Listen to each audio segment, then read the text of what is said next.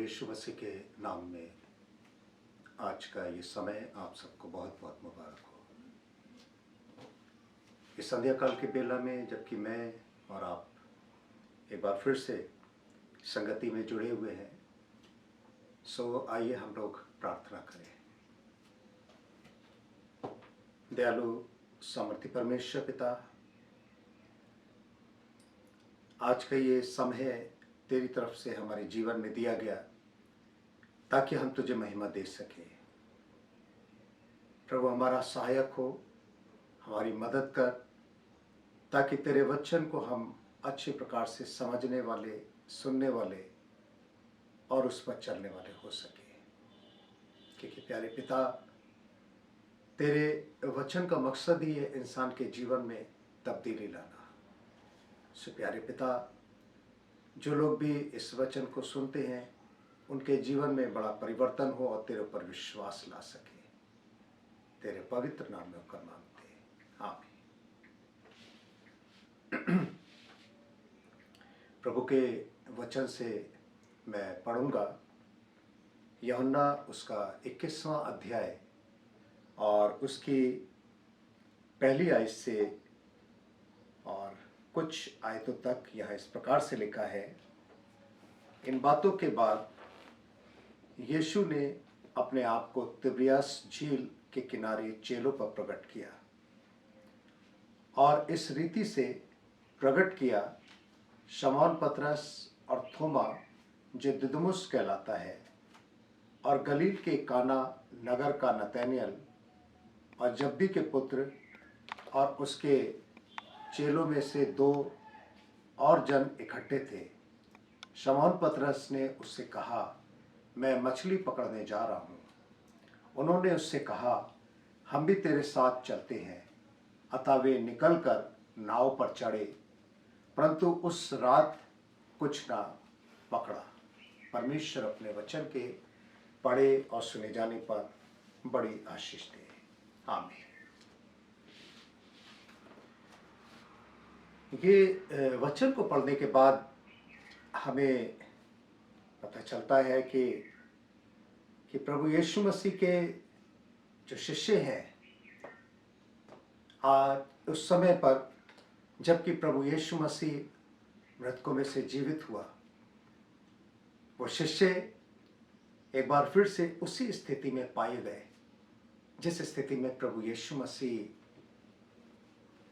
ने अपने शिष्यों को शिष्य बनने का आह्वान दिया था। शिष्य बनाने के लिए जब वो उस झील के पास पहुंचे थे, ये वही झील थी जहाँ से उसने इन शिष्यों को अपने साथ किया था कि मेरे पीछे हो लो, और उन्होंने बगैर किसी प्रश्न के यीशु मसीह के पीछे हो लिए थे। आज मैं और आप ये देखते हैं कि इस वचन को पढ़ने से हमें एहसास होता है कि ये जो इसमें वर्ड आया है तिब्रियस की झील, तो आखिर ये कौन सी झील है? बहुत से लोग जो कि वचन को नहीं पढ़ते हैं, वचन का अध्ययन नहीं करते हैं, उनके मन के अंदर जरूर ये प्रश्न आता होगा, ये तिब्रियस की झील कौन सी? गलील की झील का नाम तो सुना है, लेकिन तिब्रियस की झील, लेकिन ये गलील की झील जो है, इसी को ही कई नामों से पुकारा जाता है। गलील की झील का नाम ही तिब्रियस की झील था, क्योंकि जो रोमी लोग इस गलील की झील को तिब्रियस की झील इसलिए कहा करते थे क्योंकि तिब्रियस नाम का एक रोमी शासक था और उसी के नाम पर उन्होंने गलील की झील का नाम तिब्रियस की झील रखा था।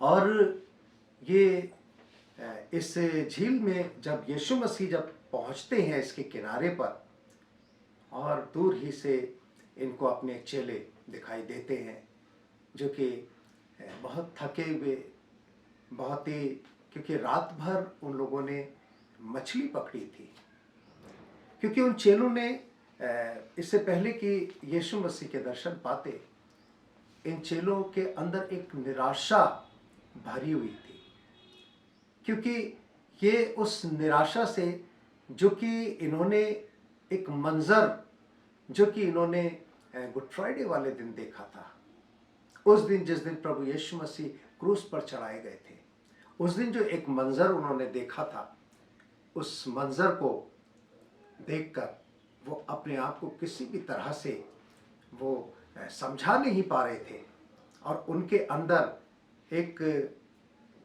निराशा ने अपना घर बना लिया था। और तब जैसा वचन बताता है, वचन में यहाँ पर लिखा है कि कुछ प्रभु यीशु मसीह के शिष्य दिदमुस, पतरस, शमौन, नतनेल और जब्दी का पुत्र, और यहाँ पर ये लोग जो हैं, जब ये देखते हैं कि अब हमारे सामने कुछ भी ऐसा नहीं बचा, क्यों ना अपने पुराने रोजगार में फिर से जाया जाए। और तब वो कहते हैं कि भाई मैं तो मछली पकड़ने जा रहा हूँ, तुम लोग अगर चाहो तो मेरे साथ चल सकते हो। सब ने आपस में सम्मति की और मछली पकड़ने के लिए ये लोग जब उस गलील के झील के पास पहुँचते हैं या गलील के झील में पहुँचते हैं, रात भर मेहनत करते हैं, लेकिन एक भी मछली इनको नहीं मिलती है। और जब उन्होंने अपने पास किसी पुरुष को देखा, किसी इंसान को देखा, तो उनको समझ में नहीं आया कि ये कौन हो सकता है। और जब उसने कहा, उनका नाम लेकर कहा, तो उन्होंने यीशु मसीह को देखकर उसको पहचाना और यीशु मसीह ने कहा कि जाल को दाहिनी ओर डालो। और जब उन्होंने यीशु मसीह की आज्ञा का पालन किया तो उन्होंने जाल डाला। और वचन बताता है कि उनको छोटी छोटी तो बहुत सी मछलियां मिली, लेकिन बड़ी मछलियां लगभग 153 मछलियां उनको मिली। और यीशु मसीह उनसे, क्योंकि वो एक ऐसा समय था जिसमें कि यीशु मसीह ने उनके सामने अपने आप को ये दर्शाया कि मैं पूर्ण रूप से आत्मा नहीं बल्कि चलता फिरता मनुष्य हूँ, एक मनुष्य हूँ, एक मानव शरीर उनके सामने दर्शाया। और उनको विश्वास दिलाने के लिए इस बात को कहा भी। अगर लूका की किताब देखें तो लूका में हमें मिलता है कि यीशु मसीह अपने आप को दिखाने के लिए अपने चेलों से कहता है कि देखो मेरे हाथ और पैरों में देखो, मेरे पंजर को देखो जिसमें कि भाला मारा गया था और हाथ पैरों में कीलें ठोकी गई थी, इनको देखो। तो यीशु मसीह उनको ये दर्शाना मांगता है कि एक आत्मा के साथ ऐसा नहीं हो सकता, लेकिन एक शरीर में ये सारे लक्षण पाए जाते हैं। और यहाँ पर भी एक जो मानव का, एक मनुष्य का जो लक्षण होता है वो यीशु मसीह में दिखाई दिया, और वो था यीशु मसीह को भूख लगी। और उसको ये मालूम था कि जब मुझे भूख लगी है तो मेरे चेलों को भी भूख लगी होगी। और तब वो अपने चेलों से मछली पूछता है, तुम्हारे पास मछलियां हैं? और जब उन्होंने मना किया, यीशु मसीह ने जाल डालने के किया, उन्होंने यीशु मसीह की आज्ञा का पालन किया। और आज्ञा का पालन करने के बाद उन्होंने पाया कि मछलियां उनको मिल गई हैं। और वचन बताता है कि जब वो बाहर निकल कर आए और जब वो किनारे पर आए तो उनको रोटी और मछली, भुनी हुई मछली रखी हुई मिली, क्योंकि यीशु मसीह ने पहले से ही उनके भोजन का इंतजाम कर रखा था और उनको भोजन उसने दिया और स्वयं भी वो खाया। ये तीसरा मौका था जो प्रभु यीशु मसीह ने अपने चेलों के साथ भोजन किया। यहाँ पर हम ये देखते हैं कि जब भोजन कर लिया, उनके साथ बातचीत कर ली, तब प्रभु यीशु मसीह ने अपने चेलों को कुछ आज्ञाएं दी, उनको कुछ समझाया, उनको किस तरह से चलना चाहिए, किस तरह से परमेश्वर का राज्य होगा, इस सारी बातों के ऊपर उसने उनको शिक्षा दी। उसने उन्हें बताया कि तुम को जब तक कि मैं पवित्र आत्मा ना दूं, तब तक तुम इस नगर से बाहर मत जाना, यरूशलेम छोड़कर तुम कहीं ना जाना। और चेले जो कि प्रभु यीशु मसीह के आज्ञाकारी थे, प्रभु यीशु मसीह की एक एक बात को पत्थर की लकीर की तरह समझते थे और उन्होंने यीशु की आज्ञा का पालन किया। आज मैं और आप उसके बेटे और बेटियां तो जरूर हैं। आज मैं और आप उसके कहलाते जरूर हैं, लेकिन आज्ञा पालिता की कमी हमारे अंदर है। मैं और आप प्रभु यीशु मसीह की आज्ञा का पालन नहीं करते हैं। आज मैं और आप प्रभु यीशु मसीह के वचन को तो पढ़ते हैं, प्रभु यीशु मसीह का वचन को जानने के बाद भी आज मैं और आप प्रभु यीशु की आज्ञा को नकारते हैं अपने जीवन से। आज हमारे जीवन में दुख क्यों है? आज हमारे जीवन में तमाम तरह की कमियां क्यों हैं? क्योंकि आज मैं और आप अपने प्रभु के लिए एक आज्ञाकारी बेटे और बेटियां नहीं हैं। आज धर्म के नाम पे बहुत से लोग हैं जो पॉलिटिक्स में लगे हुए हैं।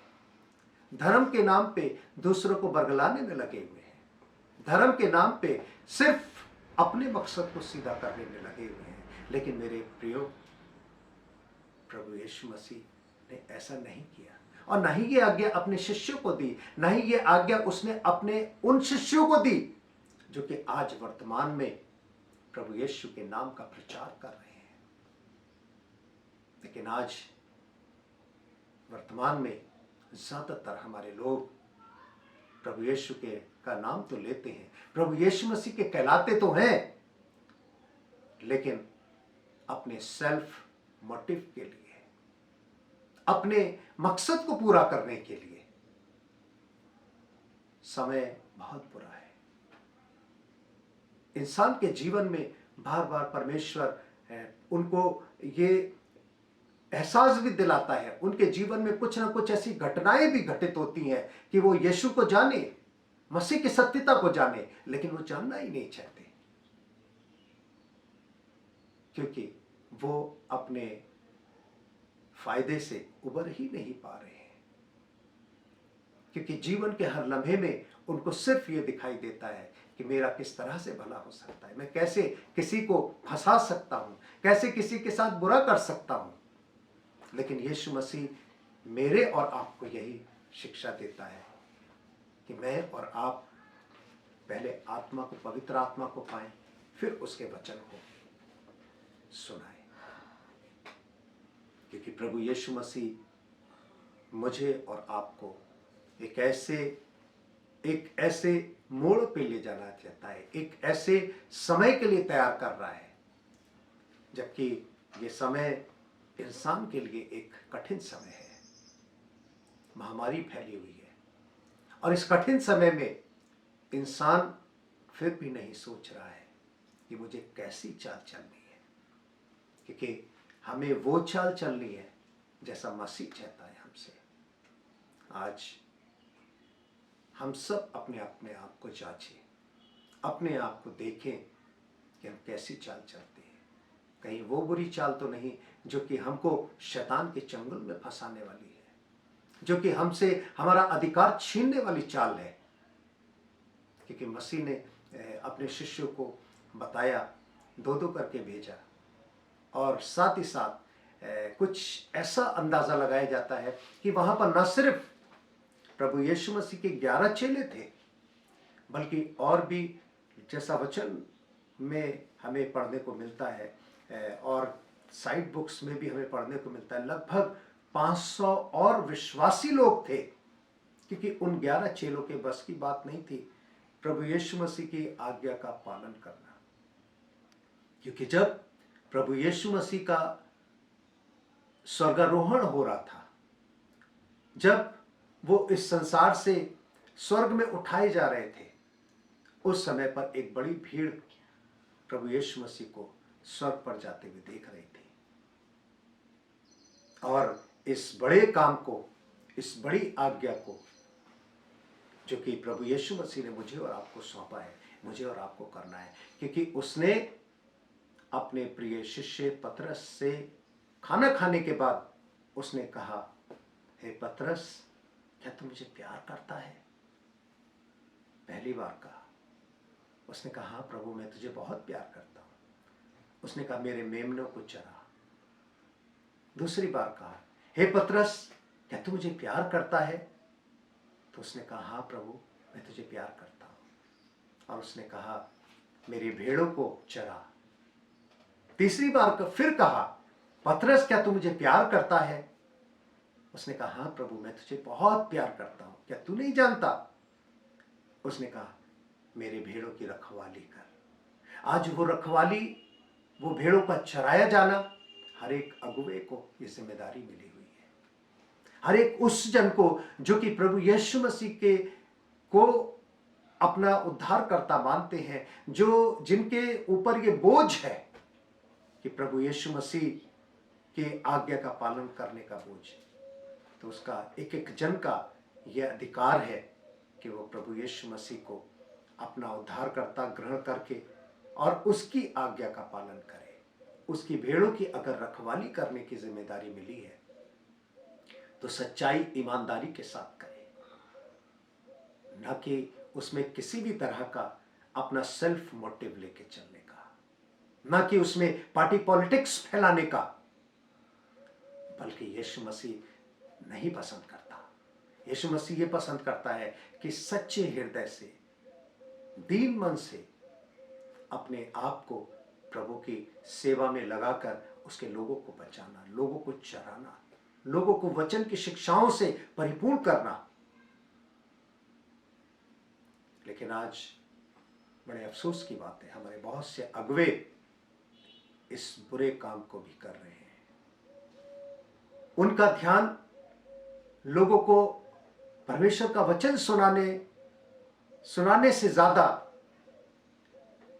अपने तमाम उन बातों को पूरा करने का है जो कि उनके लालच है, उनके अपने आप को किसी न किसी रूप में शो ऑफ करने वाली बातें हैं, उसकी तरफ ज्यादा ध्यान रहता है।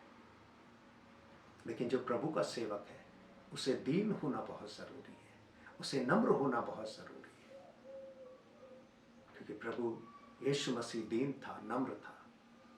उसने उन काहिनों को, उसने उन शास्त्रियों को समय समय पर बहुत ज्यादा उसने उनको लानतान किया है, क्योंकि प्रभु यीशु मसीह उनके जीवन को देखकर किसी भी तरह से उनको पसंद नहीं करते थे। और वही आज भी हमारे बहुत से याजकों में, बहुत से प्रभु के सेवकों में वही चीजें पाई जाती हैं। दूर कर दें अपनी उन चीजों को, क्योंकि समय बहुत नाजुक है। और इस नाजुक समय में हम अपने आप को सच्चे हृदय से अपने प्रभु के सामने हम समर्पित करें, क्योंकि हमारा प्रभु हमारे जीवन को आत्मिक रूप से अपनी सेवा के लिए ग्रहण करना चाहता है। आत्मिक रूप से हमारे अंदर पूरी आत्मिकता वो चाहता है।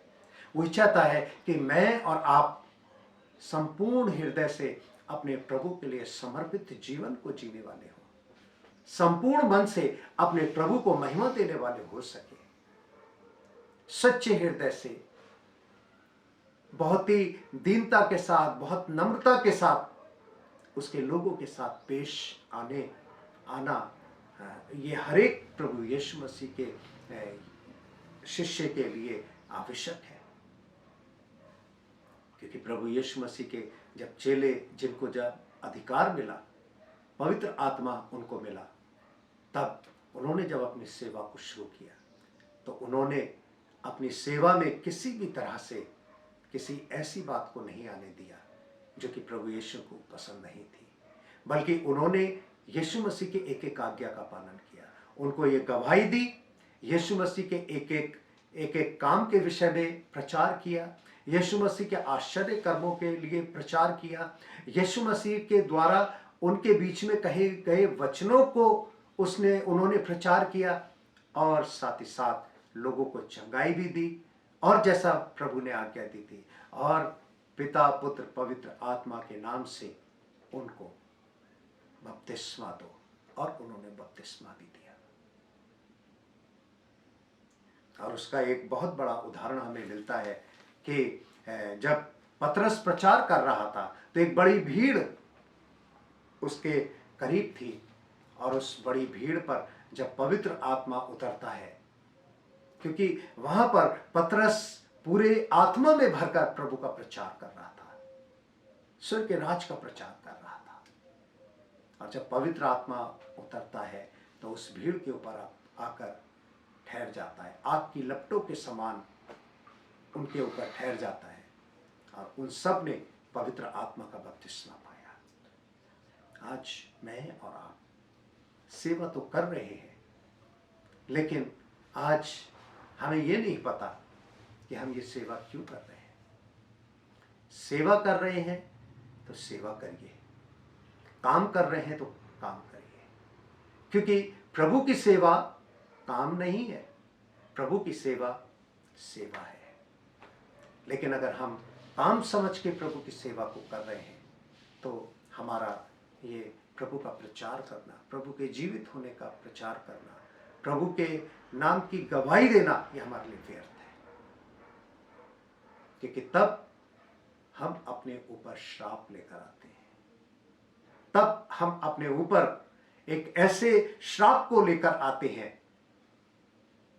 कि जितनों को भी हम उन वचनों से जब हम वचन वो सुनाएंगे तो वो वचन काम वाले वचन नहीं होंगे, बल्कि उस पथरीली भूमि पर डाले गए वचन होंगे, या मार्ग के किनारे गिरे हुए वचन होंगे, जो फलवंत नहीं हो पाएंगे, फ्रूटफुल नहीं हो पाएंगे। इसलिए प्रभु के अनुसार अगर हमें काम करना है तो हमें अपने अंदर के घमंड को खत्म करना है, अपने अंदर के लालच को खत्म करना है, और सच्चे हृदय से अपने प्रभु को हमें समर्पित करना है। काश कि परमेश्वर आप सबको बहुतायत से आशीष दे, आपके जीवन की रक्षा करे, और इस कठिन समय में परमेश्वर आपको और आपके परिवारों को सुरक्षित रखे। आप लोग अपने घरों में रहे, प्रार्थना में लगे रहें, क्योंकि वक्त बुरा है, और यही प्रार्थनामय जीवन हमको हमारे प्रभु का से जोड़ता है, प्रभु के जीवन का एक हिस्सा बनाता है। काश कि प्रभु आप सबको बहुतायत से आशीष दे। आमीन। हम प्रार्थना करें। दयालु सामर्थी परमेश्वर पिता, एक बार फिर से प्रभु हम तेरा धन्यवाद देते हैं आज तेरे अनुग्रह के लिए, तेरे प्रेम के लिए जो तूने हमारे साथ किया। आज एक बार फिर से प्यारे खुदावन हम दुआ करते हैं तेरे विश्वासी जनों के लिए, एक एक जन को नाम बनाम आशीष देना। आज के ये वचन जो तेरे विश्वासी जनों ने सुने हैं प्यारे खुदावन, ये वचन उनके जीवन में 100 गुना फल ला सके। हम प्रार्थना करते हैं प्यारे पिता, तमाम उन लोगों के लिए जो कि बीमारी से जूझ रहे हैं, इस महामारी का शिकार हुए हैं, प्यारे खुदावन हम प्रार्थना करते हैं अपना अनुग्रह कर शिफा बख्श दे ऐसे लोगों को। और खुदावन अब रहम कर, क्योंकि बहुत हो चुका प्यारे खुदावन, तो अपना अनुग्रह कर। हम जानते हैं कि तू इस संसार के लोगों से नाराज है। हम जानते हैं कि तूने जब नूह का समय था, लोग गुनाहगार हो गए थे, लोगों के अंदर वो गुनाह फैल गया था कि पुरुष पुरुष के साथ शादी कर रहा है, स्त्री स्त्री के साथ शादी कर रही है। आज भी वही गुनाह हो रहे हैं प्यारे खुदावन, और यही कारण है कि खुदावन तू इस संसार से नाराज है। इस संसार को खुदावन तू किसी भी तरह से तू पनिशमेंट देना चाहता है, और वो पनिशमेंट तू इस महामारी के जरिए तू दे रहा है। प्यारे खुदावन रहम कर, ऐसे लोगों को बुद्धि दे ताकि वो अपने अंदर बदलाव ला सके, उनके जीवनों में सुधार आ सके। प्यारे खुदावन तो अपना अनुग्रह कर।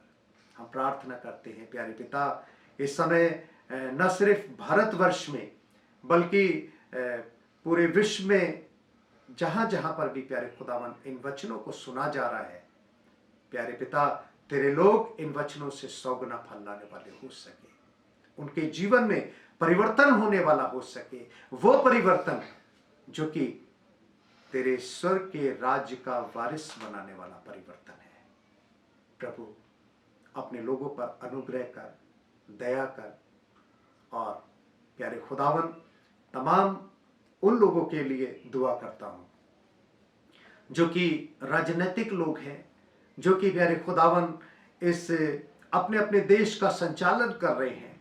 खुदावन, हर एक को सद्बुद्धि देना ताकि अपने अपने देश के लिए बेहतर से बेहतर कदम उठाएं, रहम भरा दिल अपने अंदर रखें, और खुदावन लोगों की भलाई के लिए हर वो संभव कदम उठा सकें जो कि हकीकत में मानव सेवा कहलाती है। प्यारे खुदावन, हम प्रार्थना करते हैं इसी तरह से तमाम कलीसियाओं के लिए, जहां जहां तेरे लोग तेरे वचन का प्रचार कर रहे हैं, जहां जहां तेरे लोग प्रार्थनाओं में लगे हैं।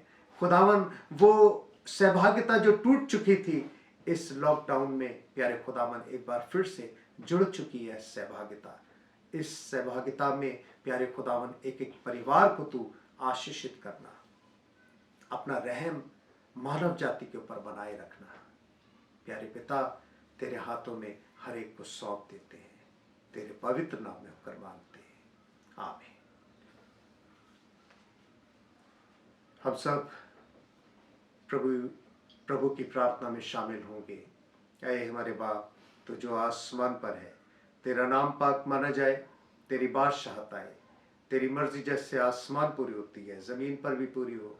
हमारी रोज की रोटी आज हमें बख्श दे, जिस तरह अपने कसूर वालों को माफ करते हैं, तू भी हमारे कसूरों को माफ कर। हमें आजमाइश न पड़ने दे, बुराई से बचा, कि बादशाहत, खुदत और जलाल हमेशा तेरी है, आमीन।